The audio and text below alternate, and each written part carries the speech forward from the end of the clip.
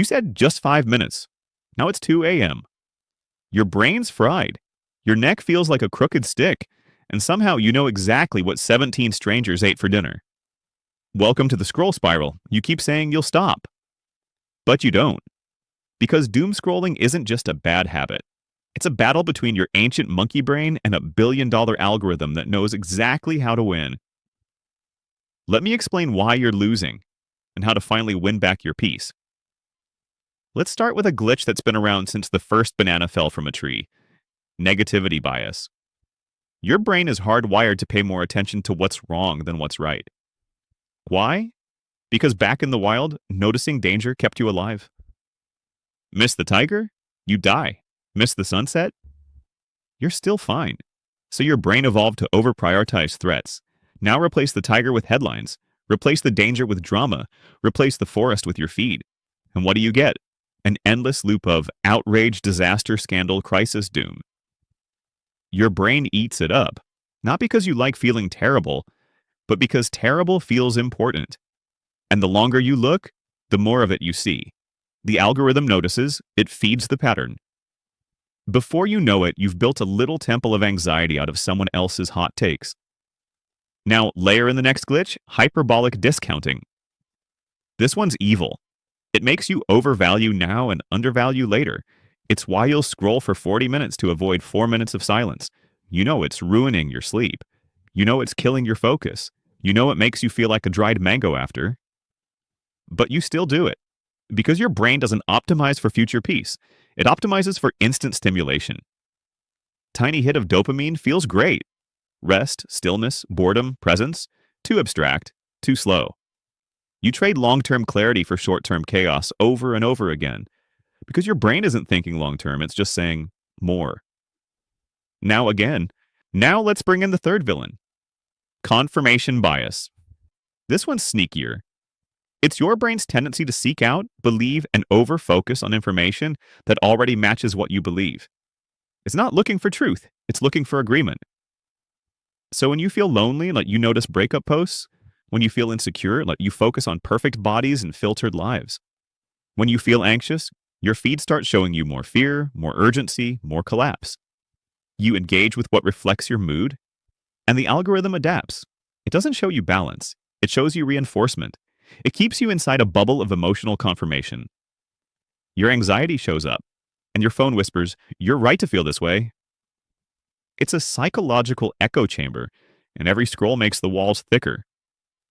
There was once a gorilla named Mogo.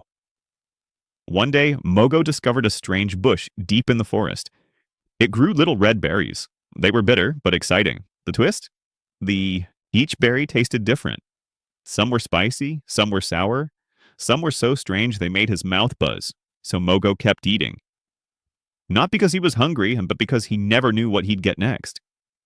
Some berries gave him energy, some made him angry, some made him paranoid, some made him feel amazing for a minute.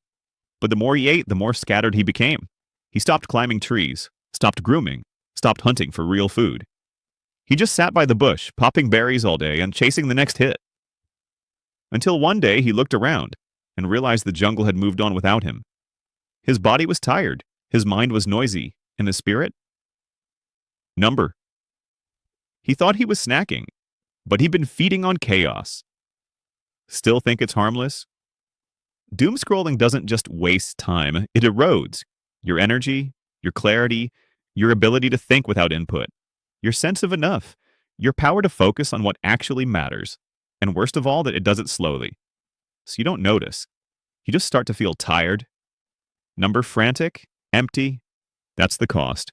So how do you escape? You don't need to go full forest monk. You don't need to throw your phone in the river and run barefoot into the mountains. You just need to start disrupting the loop.